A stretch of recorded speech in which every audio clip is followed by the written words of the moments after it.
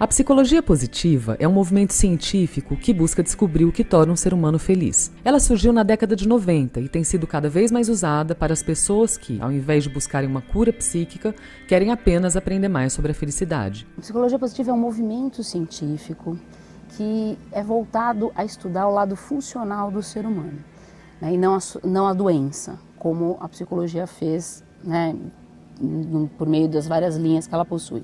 Uma coisa importante para salientar é que não se trata de uma nova linha teórica, né? Não é psicanálise, behaviorismo, enfim, e sim um movimento científico que reúne pessoas, né, pesquisadores, que estejam interessados em pesquisar e estudar esse lado funcional do ser humano, e não apenas as doenças, os transtornos, etc. E uma outra coisa que eu acho importante salientar é que, apesar do nome, a psicologia positiva é um movimento multidisciplinar, né? Então, nós estudamos as emoções positivas, as características consideradas características positivas, qualidades, por exemplo, humanas, e também as instituições positivas. Então, nesse pilar que a gente chama, né, do estudo das instituições positivas, aí a psicologia se torna um movimento multidisciplinar. Porque aí nós temos administradores interessados em estudar as empresas que são mais funcionais, que promovem o florescimento humano. A gente tem antropólogos interessados em estudar culturas que sejam mais propagadoras do florescimento. Enfim, e aí nós temos um vasto campo, né, para várias profissões diferentes poderem pesquisar. De acordo com a psicologia positiva, a felicidade depende de alguns fatores: emoções positivas, significado, engajamento, relacionamentos, realização e fatores genéticos. O primeiro desses fatores são as emoções positivas. Primeiro, são emoções que são agradáveis de serem sentidas e promovem a aproximação entre as pessoas, tá? Então, alegria, prazer, esperança, otimismo, fé, perdão, gratidão, são exemplos de emoções positivas. Significado. Eu preciso também ter na minha vida significado, né? O senso de propósito. E é espantoso, eu não conheço nenhum estudo a esse respeito, mas são poucas as pessoas que têm realmente um propósito na sua vida. Engajamento. Uma outra questão é o engajamento. O engajamento, ele é a dedicação que a gente tem, é o envolvimento que a gente tem com uma determinada tarefa, quando a gente está usando nessa tarefa aquilo que a gente tem de melhor a oferecer. Um outro fator essencial para a felicidade é a realização. Muito embora a realização seja a consequência das coisas anteriores, né? Se eu tenho esses elementos anteriores, principalmente o propósito, o significado na vida, né, e esse engajamento, essas emoções positivas, certamente, né, eu vou ter realização na vida. Relacionamentos. O que é importante destacar é que não é o relacionamento pelo relacionamento, né? Depende do tipo de relacionamento, né? Tem relacionamentos que mais destroem, né, do que constroem. Então, são relacionamentos que sejam gratificantes, que sejam edificantes. E o último fator que define a felicidade de uma pessoa é a predisposição genética. Porque essa nossa predisposição a experimentar emoções positivas, ela também tem a ver com a genética, né? Então também passa pela genética, embora não seja totalmente determinada por ela. As pesquisas sobre a felicidade trazem dados muito esclarecedores. Um deles, por exemplo, desmistifica a crença de que a saúde é um fator decisivo para a felicidade. Se eu tiver saúde, eu vou ter felicidade? Não é bem assim, né? Eu fiquei até um pouco espantada quando eu vi alguns estudos americanos feitos com pessoas que ficaram tetraplégicas, né, ou paraplégicas. E esses estudos mostravam que, claro, que passado alguns meses, né, em que certamente o nível de felicidade dessas pessoas diminui drasticamente, essas pessoas voltavam para a média que elas tinham antes do acidente. Realmente, na prática, esse estudo se replica, se mostra, porque você encontra pessoas que não têm uma doença, que não têm uma saúde tão boa, ou que sofreram alguma lesão, e que são pessoas extremamente, né, positivas, são pessoas que têm um excelente astral, e outras que têm uma saúde perfeita e que, né, são pessoas extremamente negativas, pesadas, enfim. Outra crença muito difundida que a psicologia positiva vem desmentir é a de que o dinheiro traz felicidade.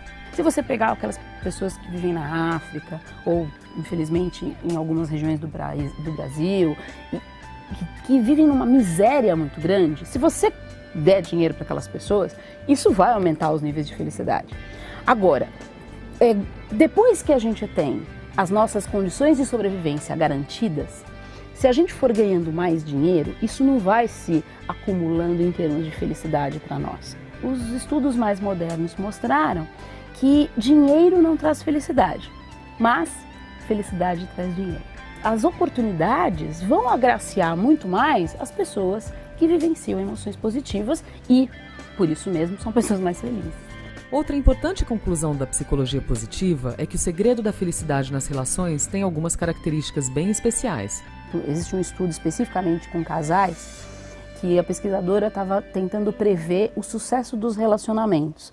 E para isso ela descobriu que é muito mais interessante, muito mais preditivo de sucesso você olhar como esses casais compartilham as vitórias do que como eles brigam. Esse compartilhar de experiências positivas é muito mais preditivo do sucesso desse relacionamento do que propriamente você ver a hora que esse casal está brigando. E isso também funciona para as famílias, né? Como é que as famílias comemoram, né? Como que elas compartilham as suas vitórias. Eu acho que o casamento feliz, ele será feliz principalmente se as duas pessoas andarem juntas. Todo casamento, aliás, todo relacionamento é uma engrenagem, né? Se você muda um dente de uma engrenagem, a engrenagem passa a não funcionar mais. Então, eu acho que a grande sacada para o casamento dar certo é que as engrenagens possam estar mudando juntas. Porque se uma muda e a outra fica, aquilo não vai mais ser funcional. Uma das maiores contribuições da psicologia positiva talvez seja a resposta para a grande questão da maioria das pessoas. Como ser feliz no trabalho? Dentre as características positivas que você possui, existem as forças pessoais, que são determinadas características que são derivadas das virtudes, né? Houve uma pesquisa muito interessante que o Seligman e o Peterson fizeram, levantando códigos de conduta da humanidade, da cultura oriental e ocidental. Então eles procuraram a Bíblia, o Corão, o Código Samurai, enfim, e foram fazer um estudo, uma pesquisa, para descobrir se havia virtudes que eram comuns a todos eles. Com isso eles chegaram a 6 virtudes. As 6 virtudes encontradas pelos pesquisadores foram sabedoria, coragem, humanidade, ou seja, preocupação e respeito pelos outros seres humanos, justiça, temperança ou a capacidade de se proteger dos excessos e transcendência ou a capacidade de conexão com o universo. Então eu vou dar um exemplo. Existe a virtude da sabedoria. A característica de gosto pela aprendizagem, curiosidade e interesse pelo mundo são características humanas que mais rapidamente levariam um sujeito à conquista da sabedoria. Então eles foram fazendo essa engenharia reversa e chegaram a 24 forças pessoais.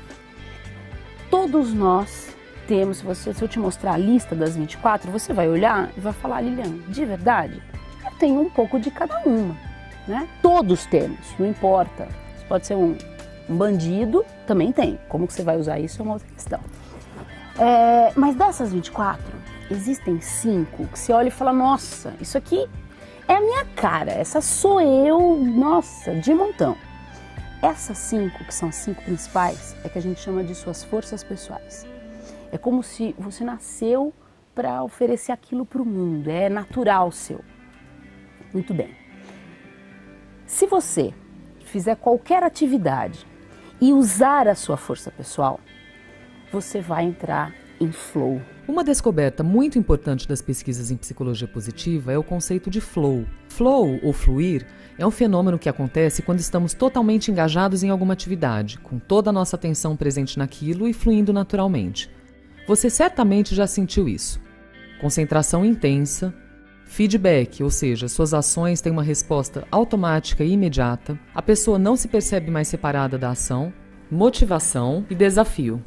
Né, que é aquela sensação meio mágica, aquela, né, aquela sensação que você muitas vezes está fazendo uma atividade, perde a noção de tempo, esquece de almoçar, esquece de até ir no banheiro, porque você está tão envolvido com aquilo que, né? E as coisas fluem maravilhosamente bem quando você está envolvida nessa atividade. Aliás, daí que vem justamente o nome de flow, né, desse fluir mesmo. Mas como o flow se relaciona com a felicidade no trabalho? Existem pesquisas que mostram que quanto mais flow uma pessoa tem na sua vida, mais chances ela tem de ser feliz, tá? E aquele engajamento que eu falei, né, ainda há pouco. Muito bem, acontece que existem pessoas que têm flow como? Elas fazem um determinado hobby, elas praticam um esporte, bacana, maravilhoso. Agora existe um grupo de pessoas, que eu digo que essas são as abençoadas, que elas conseguem flow no exercício do seu trabalho. Não significa que eu não vou ter estresse no trabalho, pressão, o dia que eu tenho vontade de mandar todo mundo para aquele lugar e sair andando. Claro que continua, né, com esses problemas. Acontece que eu vou ter momentos em que eu vou estar totalmente dedicada àquilo. E esses momentos de flow no trabalho, aliás, qualquer momento de flow, ele tem o poder de trazer para a gente algo que é além do prazer. É chamado de gratificação. Então, você vai lembrar do seu trabalho. Cada vez que você lembrar do seu trabalho, você sabe que aquele trabalho é altamente gratificante. Então, são pessoas que trabalham não pelo resultado que elas vão obter, como, por exemplo, o salário no fim do mês. Elas trabalham porque aquele trabalho lhes dá gratificação. O dinheiro que elas ganham com isso é uma consequência, agradável, maravilhosa, tal, mas é simplesmente uma consequência. E se mesmo depois dessa verdadeira aula de psicologia positiva você ainda não entendeu o que pode fazer para ser feliz, a doutora Lilian dá o recado. Eu sujeito a acreditar que quem está no controle da vida dele é ele próprio. Então, assim, legal, descobri que eu não sou muito feliz, o que eu tenho que fazer para ser? Então, acho que o recado mais importante é para que as pessoas entendam que felicidade não é loteria, felicidade não é para todo mundo, não é. Felicidade é para quem tem coragem de trabalhar por ela. É fundamental que a gente se aproprie desse projeto de felicidade.